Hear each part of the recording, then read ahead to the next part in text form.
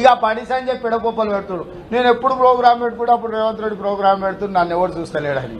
అరే అమ్మ, నువ్వు అమిత్ షాని తెచ్చుకున్నా పోయి ఆదిలాబాద్కు, నేను మల్లికార్జున ఖర్గే తెచ్చుకున్నా. మా మీటింగ్ కాడ గజ్వేల్లో కేసీఆర్ మీద మేము యుద్ధం ప్రకటించినాం. ఓ 2 లక్షల మంది మేము గజ్వేల్కి పోయినాం. మా దగ్గర బయట పల్లి బఠానీలు అమ్ముకున్నంత మంది కూడా అమిత్ షా మీటింగ్కు ఆదిలాబాద్లో లేరు. ఏంది నీ బాధ?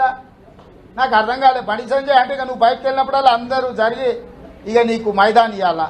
నేను కేసీఆర్ మీద కొట్లాడితే నీకెందుకు నొప్పి అవుతుంది?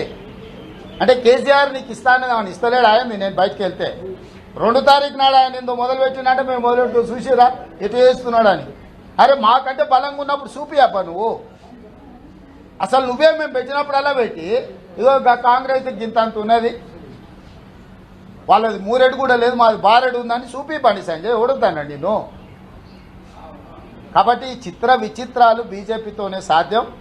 ఇక వారికి తగ్గట్టు డబ్బో నెంబడి కొమ్మోడు తగిలిండని వెనకటికి చెప్తారు. ఈ బండి సంజయ్కి మస్తాన్ తోడైనట్టున్నాడు. ఇక నడవని ఏదో నడిచిపోతుంది. హాయ్ ఫ్రెండ్స్, మా టుడే టుమారో యూట్యూబ్ ఛానల్ చూస్తున్నందుకు చాలా థ్యాంక్స్. మరిన్ని లేటెస్ట్ వీడియోస్ కోసం వెంటనే సబ్స్క్రైబ్ చేయండి. అలాగే ఈ బెల్ ని కూడా రింగ్ చేసేయండి.